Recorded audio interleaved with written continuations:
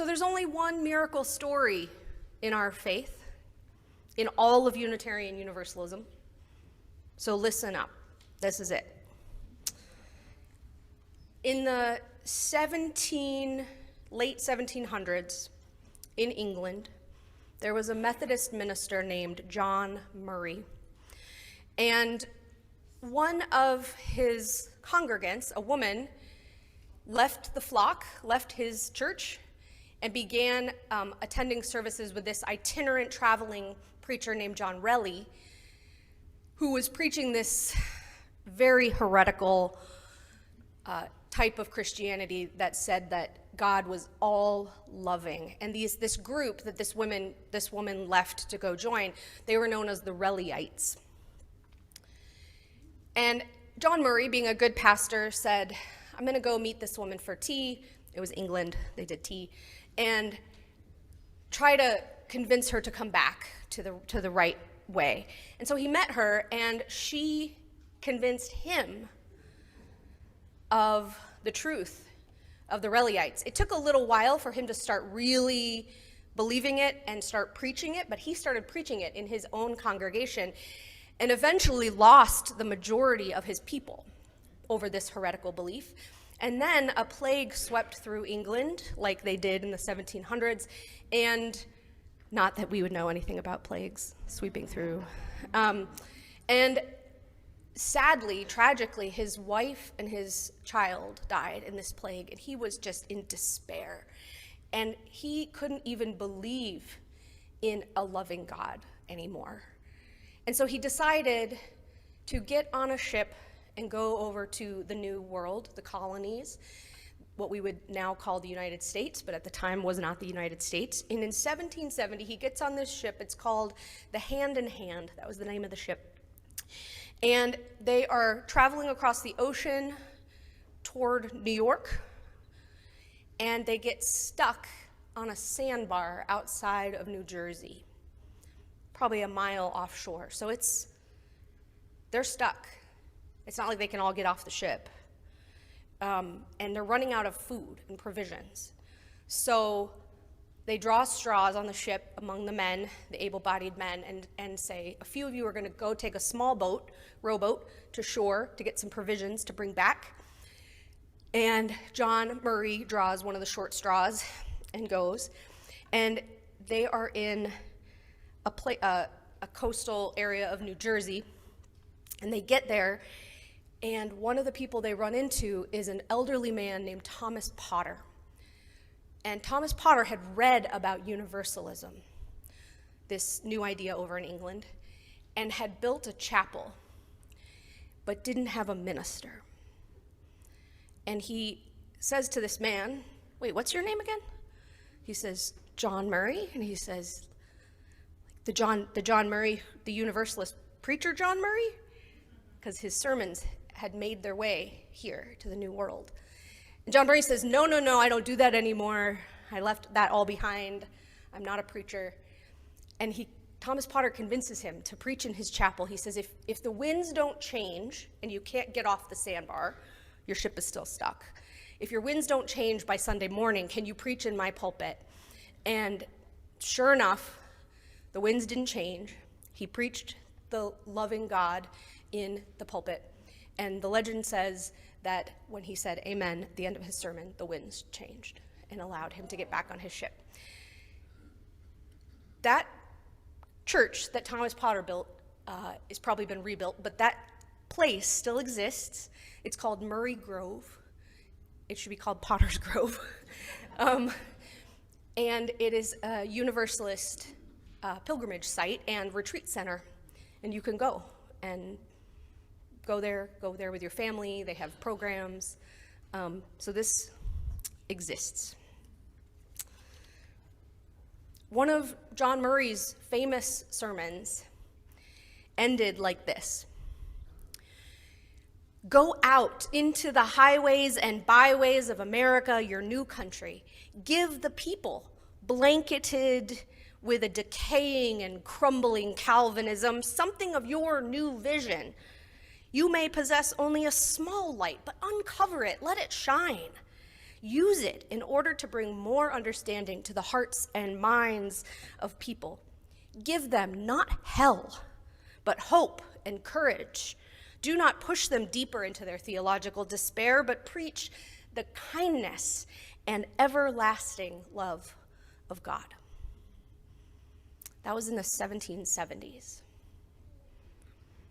These were the words spoken to our religious ancestors, those whose heritage we inherited. Their metaphor for God is one that we hold most closely to today. We've been exploring here at the fellowship several metaphors for God. We looked at Dr. Martin Luther King Jr.'s God, the one who asked for and sought beloved community. We looked at different names for God, including the 99 names of God in Islam. Last week, we focused on the still, small voice inside us, which some people call God. Next week, we will focus on the universe as a metaphor for God and bring in a little Darwin in honor of his birthday. This week, though, we are looking at the universalists and their metaphor for God, which was seemingly simple. Love. This Sunday begins our February focus of drawing the circle wide. What a wonderful way to start, by exploring our universalist ancestry. Now, I say the universalist metaphor for God was seemingly simple because, of course, love is far more complex than the potentially trite love of Valentines that are inundating our grocery stores at this time of year. Don't get me wrong, I love chocolate, but that's not the kind of love we're talking about here. The love of universalism was big, radical love, society-changing love. It flew in the face of the predominant religious view at the time, which was that God was vengeful and eager to cast people into hell for their sins. One of the most famous sermons of that time was entitled, "Sinners in the Hands of an Angry God," dangling us over the fires of hell to get us to behave. But the universalists living at the same time rejected that God, and they became known as the no-hellites. No-hellites. I know, why didn't that catch on, right? They believed that God would not send anyone to hell, no matter the sin, no matter the beliefs. They embraced a God whose love was boundless, boundaryless, and for everyone. God's love was universal, which is why we have the name we have. Today, even as religion loses its grasp on more and more people, many people still have faith in a vengeful God. Many children still worry about the fires of hell. Many people, even if they have escaped the grasp of hellfire Christianity, still have trauma around the fear of an angry God. Universalism, both ancient and modern, can be an antidote to that. Our faith can be a balm for the soul. We can reassure people if there is a God, and of course, we aren't all sure. If there is a God, that God's name is love.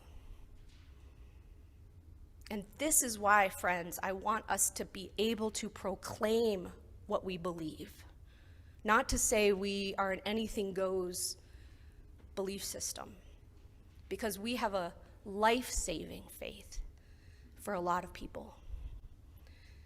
Our ancestors, that band of no-hellites, they taught that not only was God love, but that there was a threefold result of that. If you believe that God is all-loving, then what is the outcome? One, we are allowed to rejoice and be happy. Two, we should respond to God's love by loving our neighbor. We do not love our neighbor because we are afraid. We love our neighbor because God loves us. And 3, we should rid the world of hell, the hell that humans create for each other. I have a t-shirt that says, "Love the hell out of this world." I almost wore it today. I should have worn it. In other words, we should be the hands of God here on earth, happy, loving, committed to making the world more peaceful, free, good for everyone. No one in a community where universalists are active should suffer unnecessarily. Our ancestors were active reformers of prisons, mental health institutions, active for peace, for women's rights, and much more. God's love is boundless and overflowing, and we are God's hands. That is awesome.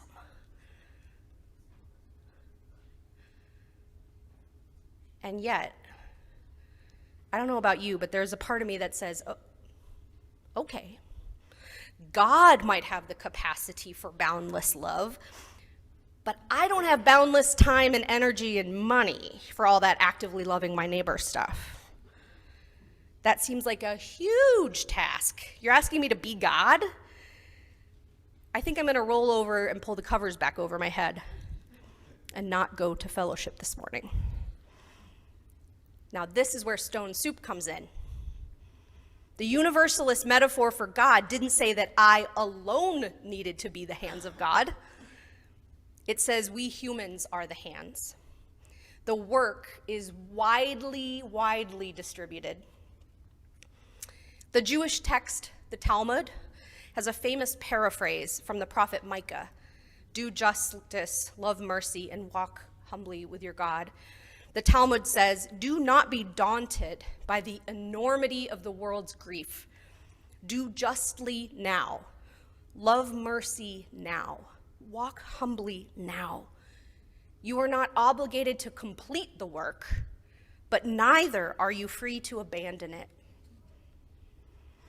You are not obligated to complete the work, but neither are you free to abandon it. We don't each alone have to be all of God. That would be impossible, too big. But each of us has a part to play. We each have gifts to give, talents to offer, time to lend, resources to share. Universalism is a faith of abundance. It says there is enough.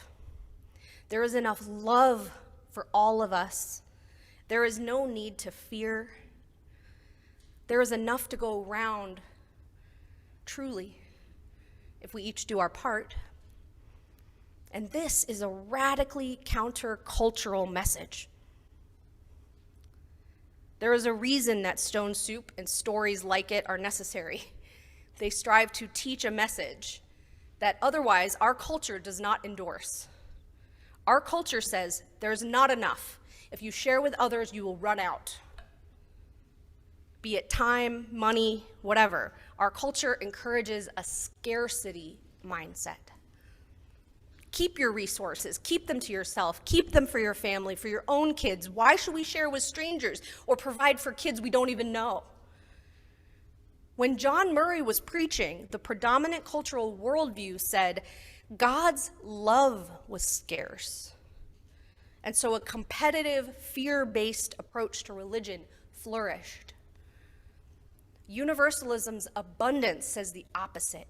If God's love is boundless and we are God's hands, we each have a part to play in loving the hell out of this world.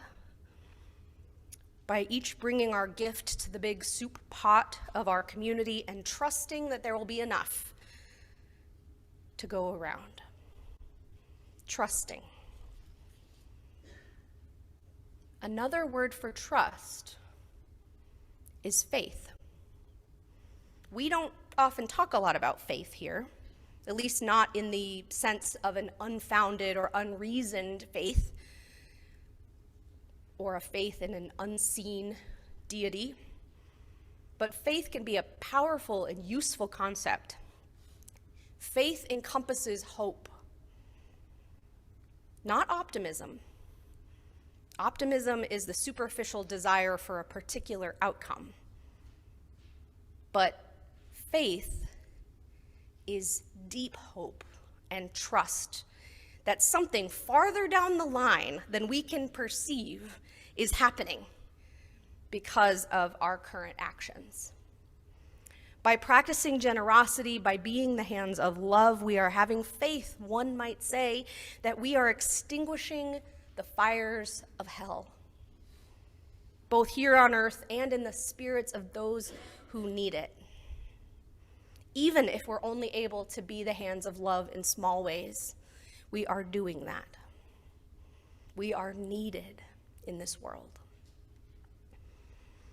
But we can't love the hell out of the world by sitting on God's hands. So I want to end today by talking about how we live out our values. So if you come to this community on Sundays, you're here, you come on Sundays, at least occasionally. If you participate on Zoom, if you've made friends here, who's made friends here? Yep. If you like the coffee? Yep. If you have come for some events, maybe you're brand new here. Maybe you are here, but you haven't yet gotten super connected. Or maybe you don't come that much anymore. But the odds are, whichever of those categories you find yourself in, your values align with this fellowship. You could look at the 7 principles and generally nod your head.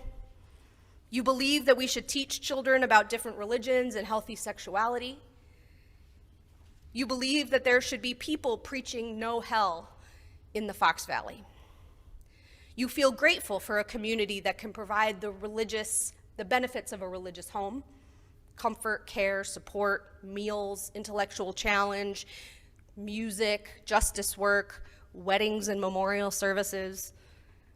We provide all of those things, but without guilt or shame or divisive and hurtful beliefs. And if you value that, then you have values that you want to be real in this world. You want a world with more peace and more kindness. You want a world with less hate, more justice, less oppression, more welcome. How do we make that real? How can we be love's hands in the world? It's fine for me to say that we are, but how? There are 2 moral documents that can tell you whether or not you are living your life in a way that aligns with your values. The first of those is your schedule. Now, you might be like me and have a minute-by-minute agenda handily in my pocket at all times. Or maybe you just have a general idea of your schedule. You have some idea of how many hours you spend sleeping, how many hours you spend caring for your children or your parents or other loved ones, how many hours you spend at work, how many hours you have to do things around the house or the other demands of life. And then if you spent a little time just jotting that down, and if you were honest with that stuff, if we agreed to be honest in this document, we might figure out how many hours each week or each month that we have available. We might call them discretionary hours. Those are the hours that we fill with hanging out with our friends, laying on the couch, watching TV, scrolling social media, reading for fun, other hobbies. Now, it is good to have that time, that free time. Please don't hear me say that all of our discretionary hours should be spent in any particular way. That's not what I'm saying. But if we look at that schedule, does it align with our values? Are we spending time doing the things we believe have worth? Are we spending time with people we love? Is any of our time dedicated to spiritual practice or reading or watching shows that expand our worldview, supporting our fellowship home, or helping others? We would say we believe that those things are important, but are we spending enough time doing them? Now, and I won't define enough for you, You have to do that for yourself. Everyone's definition of enough will be different. Some of us might not have very many discretionary hours, and that's fine. Maybe 1 hour a month is dedicated to those things, and that is just moving a little closer to aligning our time with our values. And if you aren't actively caregiving or working, maybe you have more discretionary hours. And I know that I'm at a time in my life where I don't have much free time. I have a full-time job and 2 children, and my husband also has a full-time job.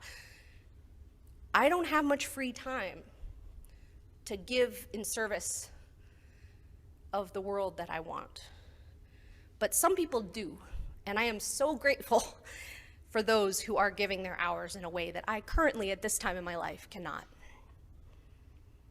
Now, the other moral document to see if our life aligns with our values is our budget. Take a breath. I'm going to say the M word. Just as with our schedule, some of us might keep track of every dollar that comes in and every dollar that goes out. Some may be a little more loose with it.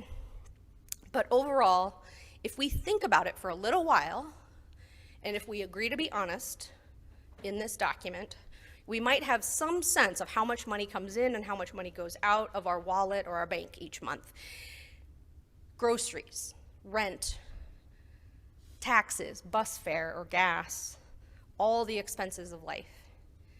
But just like with time, there will be some discretionary funds, the amount of money left over to spend on eating out at a restaurant, buying books, going on trips, seeing shows. Just like with our schedule, it is good and healthy to spend some of our money on those things. Absolutely. But when we look at our own budget, and no one else is looking at it, you're the only one, does it align with our values? I could say that one of my highest values is being physically healthy. But if my budget shows the majority of my income going to eating candy, am I in alignment with what I'm actually saying? Candy is good, but if the majority of my budget's going there, maybe I need to either reevaluate my budget or reevaluate my values. Just like with schedules, some of us might have very little discretionary income. We are living on disability or Social Security. We are raising a large family. We are struggling with medical bills or student debt. Maybe we just lost our job. In that case, only a few dollars might be available to be dedicated to the causes that we believe in, and that is enough, and that is good. But for those of us who maybe have more money in that flexible discretionary category, how are we using it to make real the world we envision? Now, I know it's uncomfortable to talk about money, but why? Ask yourself, why am I squeamish right now? Is it uncomfortable to talk about time? If we don't talk about it, then we succumb to the message that our society is telling us, which is that there's never enough, that we need to hoard it. Abundance says we are willing to share our part to make a difference that we know we can make together. But only if we can become more comfortable talking about money. It's not dirty. As long as we live in a society that relies on cash instead of barter, this is it. This is our reality. This is where we are. Some of us have a lot, some of us have a little. At different times in our life, we might have more or less. And we need to use it for the good of our community. So I'm asking you to look at your own schedule and your own budget and ask yourself if they are aligned with your values. And if your values include this fellowship, then ask yourself, am I giving enough so that I feel good about my contribution? My part in the stone soup of this place? Unlike other charities that we might give our money to, and I'm married to the executive director of one of those, But unlike those, here there are no other sources of funding. We cannot get many of the grants that other income streams that other charities can get.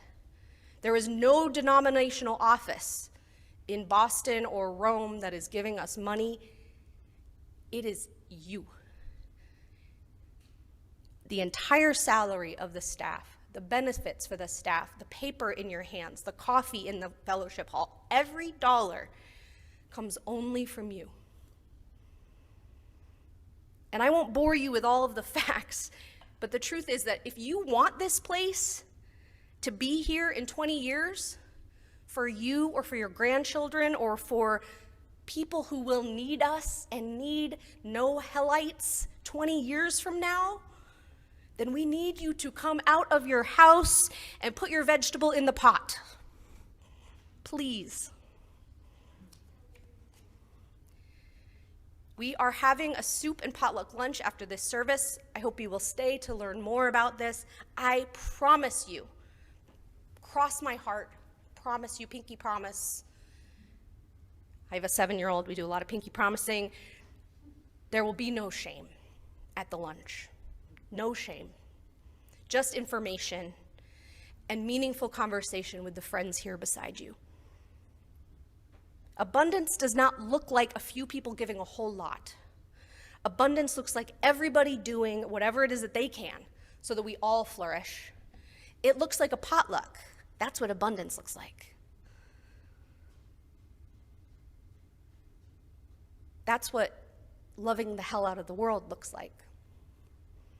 It looks like shining brightly as a place of welcome, hope, and embrace for all who need this message in our community. So go out into the highways and byways and give the people something of your new vision. You may possess only a small light, but uncover it, let it shine, use it in order to bring more understanding to the hearts and minds of people. Give them not hell, but hope and courage. We, friends, we are the no hellites, and our God is love. Amen. And may we make it so.